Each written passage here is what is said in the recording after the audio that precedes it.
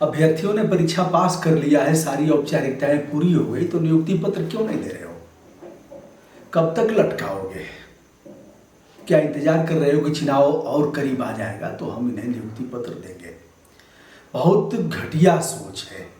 जो लोग भी इसमें है, मूल रूप से सरकार को मैं दोषी देता हूं और बात कर रहा हूं ग्राम पंचायत अधिकारी, वीडियो, विलेज डेवलपमेंट ऑफिसर।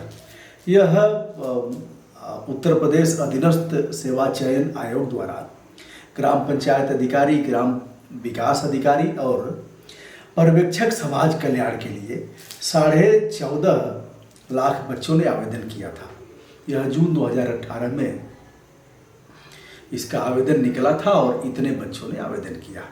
आवेदन के उपरांत परीक्षा हुई 22-23 दिसंबर 2018 को।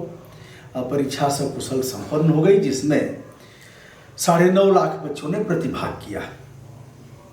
28 अगस्त 2019 को 1952 अभ्यर्थियों को सफल घोषित कर दिया गया। परीक्षा में गड़बड़ी के लिए जिम्मेदार 136 अभ्यर्थियों पर सुसंगत धाराओं में अपराध पंजीकृत किया गया। अभिलेख परीक्षण की डेट अब आएगी तब आएगी, अगले महीने आएगी। बच्चे फोन करते रहे, ट्वीट करते रहे, लगातार लिखा पढ़ी करते रहे कि जब आपने परीक्षा संपन्न करा लिया, जो गड़बड़ लोग थे उन्हें आपने पकड़ भी लिया, उनके ऊपर सुसंगत धाराओं में अभियोग पंजीकृत करा दिया, तो हमारी काउंसलिंग कराओ, आप हमारे अभिलेख का सत्यापन कराओ। सत्यापन के लिए डेट पर डेट आती गई और 399 छात्रों को छोड़कर शेष का सत्यापन 12 मार्च 2020 को शुरू हुआ। सत्यापन में 30-30 बच्चों को एक दिन बुलाया गया और धीरे धीरे लटकाते लटकाते तब तक लॉकडाउन आया, लॉकडाउन में लटक गया और अब तक लटका हुआ है। बच्चे लगातार दबाव बना रहे हैं, धरना प्रदर्शन कितनी बार किया, कितनी बार विविध प्रकार के आंदोलन किया, बूथ पालिश से लेकर के भिक्षाटन तक किया, लेकिन सरकार के सेहत पर कोई फर्क नहीं है। आयोग अगर अयोग्य हो जाए, कितने अयोग्य लोग थे, कितने लोगों पर अपराध दर्ज हुआ, उनका आता पता नहीं है। आज कोई पूछने वाला नहीं है कि क्या हुआ उनका, जो पिछली सरकारों में थे, जिन लोगों ने गड़बड़ियाँ किया था, उन पर क्या हो रहा है, मुकदमे की स्थिति क्या है, किस प्रकार अभियोजन पक्ष न्यायालय में पक्ष रख रहा है, न्यायालय में मुकदमा शुरू हुआ कि नहीं हुआ, यह कोई पूछने वाला नहीं है। तमाम बच्चों ने लगातार मुझसे इस तरह की सिफारिश किया कि सर इस पर भी वीडियो किया जाए। दोस्तों, पीसीएस का साक्षात्कार चल रहा है, काम कोई रुका भी नहीं है, तो इनका आप क्यों नहीं कराते हो? सारी चीज़ें हैं, खटखट अब वो बात नहीं है। इनके अभिलेख का सत्यापन आप ऑनलाइन कर सकते हो, जैसे ही उनका डालोगे अंक पत्र का सब आ जाएगा। ऐसे में इतना लटकाने का क्या मतलब है? ये कौन सा डिजिटल युग है? डिजिटल युग बहनों भाइयों, स्टार्टअप, यह इस युग का क्या मतलब हुआ जब सारी चीज़ें ऑनलाइन हो गई, ऑनलाइन पढ़ाई हो गई, ऑनलाइन रजिस्ट्री हो गई अभिलेखों की, जो खेत भूमि की रजिस्ट्री है वो ऑनलाइन हो गई, ऑनलाइन सारी चीज़ें हो गई, ऑनलाइन कॉन्फ्रेंसिंग के जरिए कोर्ट में, सुप्रीम कोर्ट और उच्च न्यायालयों में बहस हो रही है। फिर भैया आप क्यों नहीं कराते हो? आयोग किस तरह से अयोग्य हो गया है, आयोग में किस तरह से अयोग्य लोगों का चयन हो रहा है, फिर कैसे होगा उत्तर प्रदेश अधीनस्थ सेवा चयन आयोग इस कार्य को कैसे संपादित करेगा? जो बच्चे आपके समस्त मानक पर खरा उतर गए, उनको आप नियुक्ति पत्र क्यों नहीं दे रहे हैं? आप उनके अभिलेख का सत्यापन करा के नियुक्ति पत्र, पंचायत के चुनाव आने वाले हैं, इनकी महती भूमिका है। 7-7 गाँवों को एक सेक्रेटरी संभाल रहा है। ऐसे में गांव का विकास रुका हुआ है, पर्सिफिकेशन हो रहा है, उसे टाइम नहीं है मनरेगा का देखने के लिए, अन्य विकास कार्यों को देखने के लिए। तो यह ग्राम पंचायत के सचिव हैं और ग्राम पंचायत का अध्यक्ष है ग्राम प्रधान, और शेष उसके कैबिनेट के लोग हैं, उसके मंत्री हैं, तमाम समितियां बनी हैं, समितियों का कोई मतलब नहीं है। तो भैया सीएम साहब कह रहे थे, एक बयान में उन्होंने कहा था कि नौकरियों की कमी नहीं है प्रदेश में, अगर कमी है तो सुयोग्य अभ्यर्थियों की। सुयोग्य अभ्यर्थी कैसे चाहिए आपको? आपके विधानसभा में जो सुयोग्य अभ्यर्थी हैं, गुंडे हैं, मवाली हैं, तस्कर हैं, बदमाश हैं, और आपके भी सहयोग से बने हैं, विपक्ष के भी सहयोग से बने हैं, जो 25 की सूची जारी की गई है उसमें भी हैं। आप भी बनाते हैं, आपके पास प्रत्याशी नहीं रहता है। ऐसे गुंडों के खिलाफ अब मैं बताऊंगा अगले वीडियो में, गुंडों के खिलाफ आपके पास प्रत्याशी नहीं रहता है। वाक ओवर, गुंडे को वाक ओवर दे रहा है, गुंडा निर्दल लड़ेगा, आप उसे विधान परिषद में भेज दोगे, आप उसे विधानसभा में भेज दोगे। बारी बारी बताऊंगा, जिंदा कौमें चुप नहीं रहेंगी, पक्ष का भी पोल खोलेंगी, विपक्ष का भी पोल खोलेंगी, नाकों दम कर देंगी। और अगर लोग चुप हो जाएंगे तो सत्ता मैदान दोगी। और जिस तरह से महिषासुर को कुछ नहीं दिखता, उसी तरह से सत्ता को भी नहीं, सत्ता रौंदना जानती है। ब्रजभूषण दुबे का हिसाब ले लिया जाएगा। बार बार इनको यही सब सूझ रहा है, तो भैया ऐसे लोगों का इतिहास भूगोल निकालो, इन्हें किसी तरह से कैसे मानेंगे यार। जैसे सिफारिश हो रही है तमाम मामलों में, मैं ये वीडियो करके बता दूंगा। उसके बाद तरह तरह के प्रलोभन दिए जाएंगे, नहीं मानोगे तो अपराध दर्ज करा दिया जाएगा। जाओगे कहाँ? बहुत से मामले हैं, जैसे तमाम लोगों पर दर्ज करा दिया गया। हम लोग भी तैयार है सीना ठोक करके, भैया जो करना होगा करना, लेकिन सही बात कहने से कौन रोकेगा। लोकसभा में, देश के सबसे बड़े सदन में एक माननीय निरक्षर है, निरक्षर, एक माननीय साक्षर हैं, इंटर पास बहुत से लोग हैं, बहुत बहुलता में इंटरमीडिएट उत्तीर्ण हैं किसी तरह से। तो यह है भैया, मुझे यह कहना था कि जिन लोगों ने इस परीक्षा में समस्त औपचारिकताओं की पूर्ति करते हुए उत्तीर्ण किया है, उन्हें आप नियुक्ति पत्र दो, बहुत मत लटकाओ।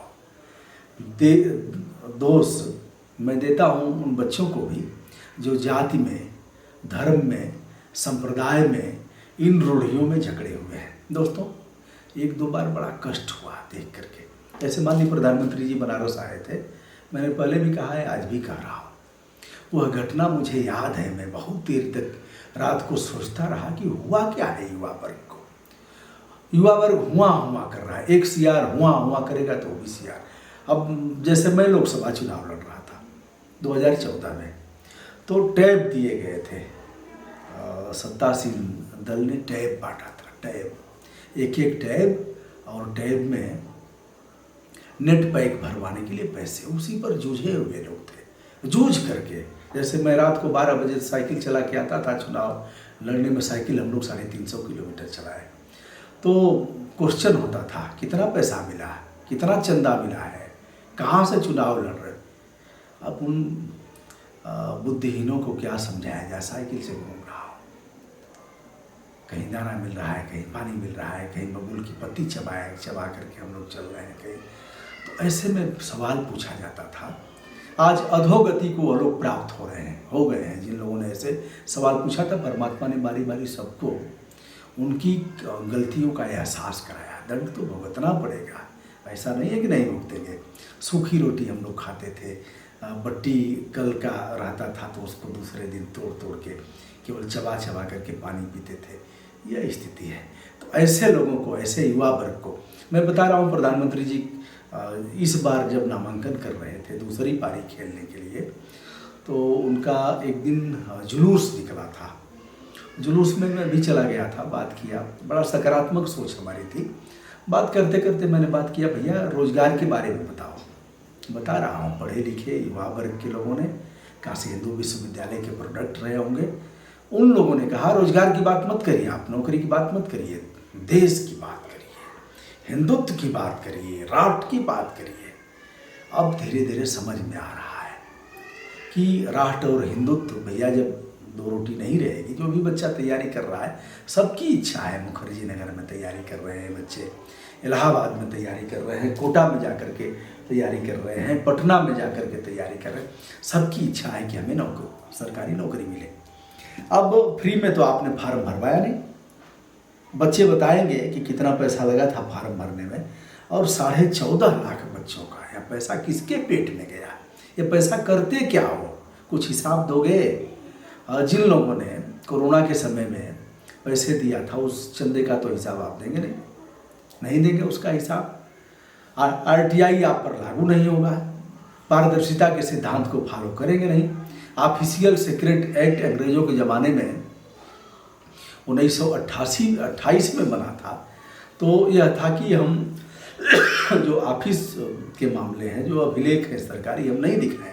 आप भी वही कर रहे हो, सूचना मांगते मांगते लोग थक जाएंगे। यहाँ से जाएंगे राज्य सूचना आयोग में, जहाँ अयोग्य लोगों को रखा गया। सारी सरकारों ने अयोग्य लोगों को रखा। किसकी बात करें?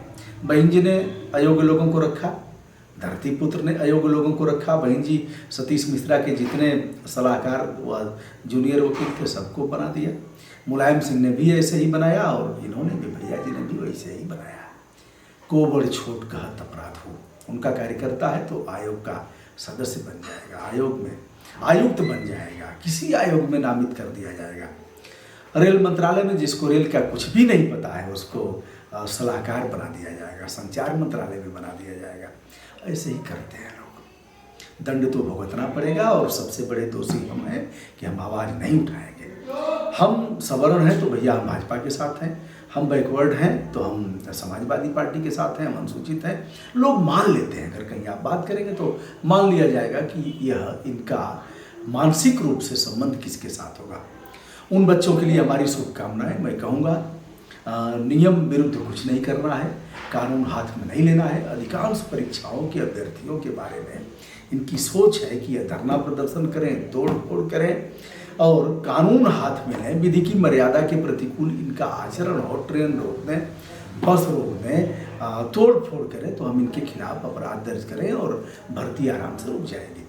सारे सरकारों की यह स्थिति है। इस सरकार में तो शायद ही कोई भर्ती पूरी हो पाई हो।